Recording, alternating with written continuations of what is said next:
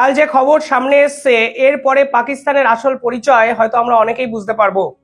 সিন্ধু চুক্তি বাতিল নিয়ে পাকিস্তান কিন্তু বারংবার করে বলার চেষ্টা করেছিল ভারত কাউকে কিছু না বলে সিন্ধু চুক্তিকে বাতিল করে দিয়েছে।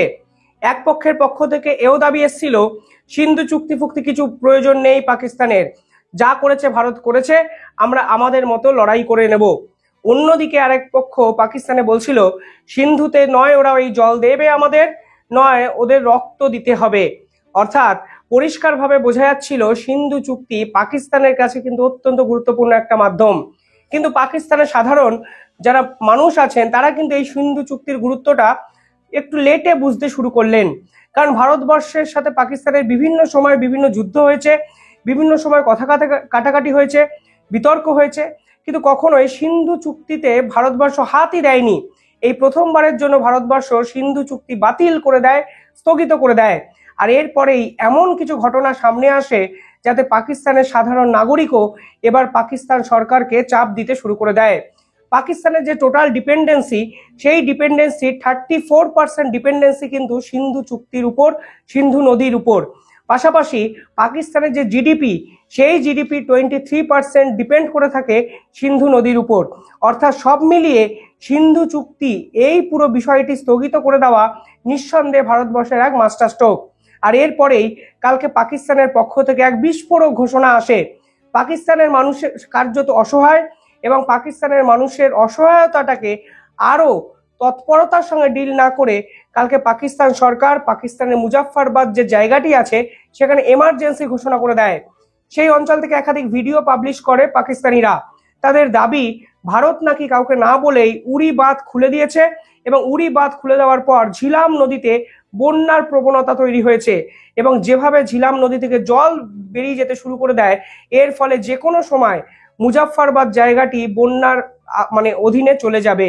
এর জন্য পাকিস্তান সরকারের পক্ষ থেকে সেখানে সাইরেন বাজানো হচ্ছে, সেখানকার যে মসজিদগুলো আছে সেই মসজিদ থেকে ঘোষণা করা হচ্ছে এবং সকলকে বলা হচ্ছে সাধারণ মানুষ যেন মুজাফফরবাদের নিচু অঞ্চল থেকে একটু পাকিস্তানের উঁচুর দিকে যেন চলে যেতে পারে। অর্থাৎ ভারতবর্ষের একটি চাল, পাকিস্তান সরকারের আসল রূপ, অসহায়তা কিন্তু আন্তর্জাতিক স্তরে এক্সপ্লোর হয়ে গেছে। দিনের পর দিন সাধারণ মানুষকে ভুল বুঝিয়ে এই সরকার কিন্তু ভারত বিদ্বেষী আবেগটাকে তাদের মনে বসিয়ে দেওয়ার চেষ্টা করেছে। দিনের পর দিন ভারতবাসীকে সন্ত্রাসের কবলে ফেলার চেষ্টা করেছে পাকিস্তান সরকার। কাশ্মীরের যুবকদেরকে ব্রেন ওয়াশ করে তাদের মনে জেহাদিপনা, জেহাদির মানসিকতা কিন্তু বপন করে দিয়েছে এই পাকিস্তান। ইউএন বলুন, ইউনাইটেড সিকিউরিটি কাউন্সিল বলুন, একাধিক জায়গায় গিয়ে তারা কাশ্মীর নিয়ে লম্বা চওড়া কথা বলেছে, বড় বড় বক্তৃতা দিয়েছে, কিন্তু আসলে তারা এটা বুঝতে পারেনি যে তারা ভারতবর্ষের উপর সম্পূর্ণভাবে ডিপেন্ডেন্ট, কারণ সিন্ধু জলচুক্তি কন্ট্রোল করার ক্ষমতা ভারতবর্ষের আছে। তারা এখন যতই লম্বা চওড়া কথা বলুক, তারা যতই বলুক সিন্ধু জলচুক্তি বাতিল করা মানে যুদ্ধ ঘোষণার সামিল হবে এবং যুদ্ধর মতো করে ভারতবর্ষকে ট্রিট করবে পাকিস্তান, আলটিমেটলি গ্রাউন্ড রিয়েলিটিতে দেখা যাচ্ছে তাদের অবস্থা অত্যন্ত ভয়ঙ্কর, তাদের অবস্থা অত্যন্ত ভঙ্গুর, তাদের অবস্থা অত্যন্ত অসহায়। এই যে ঝিলাম নদী, যে নদীকে নিয়ে এত বিতর্ক কাল থেকে তৈরি হচ্ছে, সেই ঝিলাম নদী কিন্তু পাকিস্তানের অন্যতম এক সম্পদশালী নদী ছিল। কেন আমি সম্পদশালী নদী বলছি? কারণ এই নদীর জল কিন্তু পাকিস্তানের বহু মানুষ খেতেন, খাওয়ার কাজে ব্যবহার করা হতো। এই নদীর জল হাইড্রো ইলেকট্রিক প্রজেক্টে ব্যবহার করত পাকিস্তান সরকার। এমনকি এই নদীর জলে কৃষিকাজ হতো পাকিস্তানে।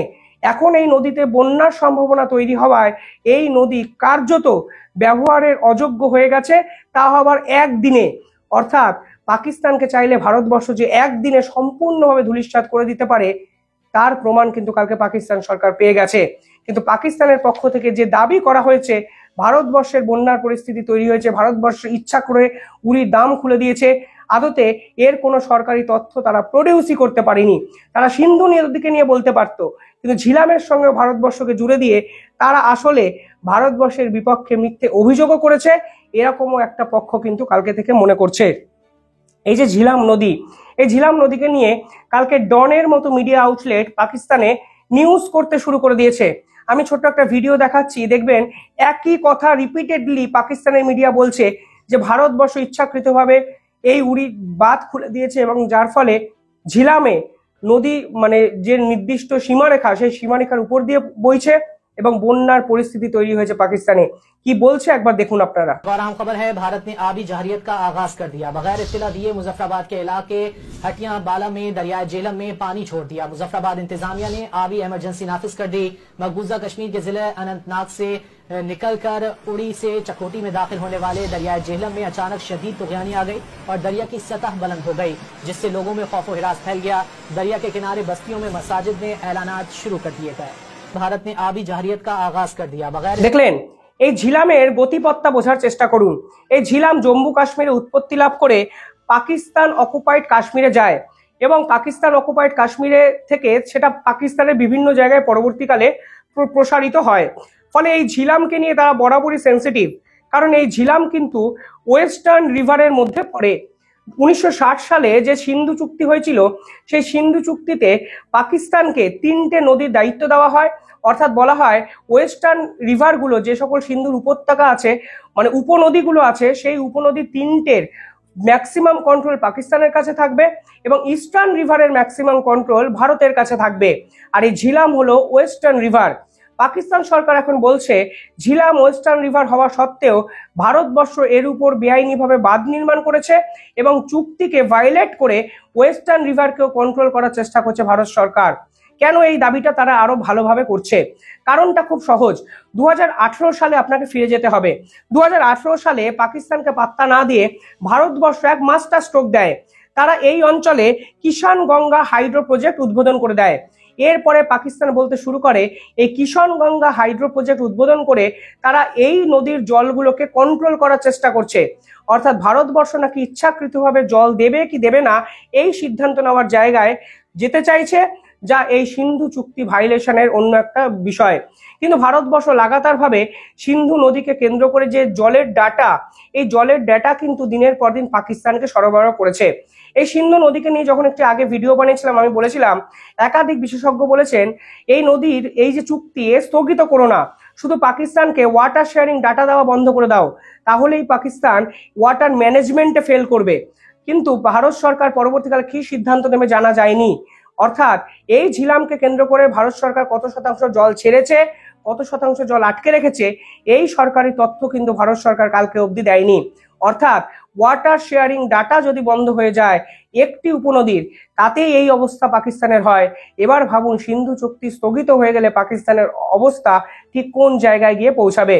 পাশাপাশি কালকে এই যে জলচুক্তি যে বাতিল হয়েছে, তাতে পাকিস্তান আন্তর্জাতিক স্তরে একাধিক হুঁশিয়ারি দিয়েছে। 2018 সালে যখন কিষান গঙ্গা প্রজেক্ট ভারতবর্ষ এখানে করে, তখন একাধিক জায়গায় কিন্তু পাকিস্তান দৌড়ঝাঁপ করে। কখনো ওয়ার্ল্ড ব্যাংকের কাছে যায়, কখনো ইউএনএ এই বিষয়টাকে উত্থাপিত করার চেষ্টা করে, কিন্তু কোনোটাতেই পাকিস্তান কিছু সুবিধা করতে পারেনি। আর এইখানে পেহেলগামে যে অত্যাচার পাকিস্তানের পক্ষ থেকে এলো, যে ইসলামী সন্ত্রাসবাদীর আক্রমণ ভারতবর্ষের হিন্দু পর্যটকদের উপর করা হলো, এরপরে ভারতবর্ষের বিপক্ষে কোনো কথা আন্তর্জাতিক স্তরে বলার মতো জায়গায় পাকিস্তান নেই।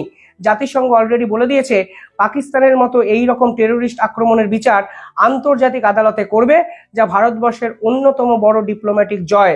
এবং কালকে জাতিসংঘে পাকিস্তানের সপক্ষে কথা বলার জন্য একটি দেশও এগিয়ে আসেনি, এমনকি চায়নাও কিন্তু পুরো বিষয়টায় নীরব এবং নিস্তব্ধ। ফলে সব মিলিয়ে ভারতবর্ষের ডিপ্লোম্যাটিক জয়। ডিপ্লোমেসির জায়গা থেকে ভারতবর্ষ পাকিস্তানকে অলরেডি 5 গোল দিয়ে দিয়েছে। গ্রাউন্ড লেভেলে এখন দেখা যাচ্ছে ঝিলামের নদীর মতো বন্যা পরিস্থিতি আসলে তারা ভারতকে দায়ী করে তারা তাদের দেশের মানুষের সঙ্গে বিশ্বাসঘাতকতা করছে, কারণ তাদের দেশের মানুষও বুঝে যাচ্ছে আসলে তাদের দেশের মানুষকে সুরক্ষা দিতে ব্যর্থ পাকিস্তান সরকার। পিওকেতে নির্দিষ্ট মুখ্যমন্ত্রী একজন আছেন, যদিও তিনি পাকিস্তানের এই প্রধানমন্ত্রীর প্রাইম মিনিস্টারের পাপেট। তিনি কথায় কথায় নরেন্দ্র মোদীকে হুমকি হুঁশিয়ারি দেন, তিনি কথায় কথায় সিন্ধু নিয়ে নরেন্দ্র মোদীর এই করে দেবো ওই করে দেবো অসংখ্য বড়সড় কথাবার্তা বলেন। পাকিস্তান সরকারের ভিতরেই তার এই কথাবার্তা নিয়ে সমালোচনা হয়।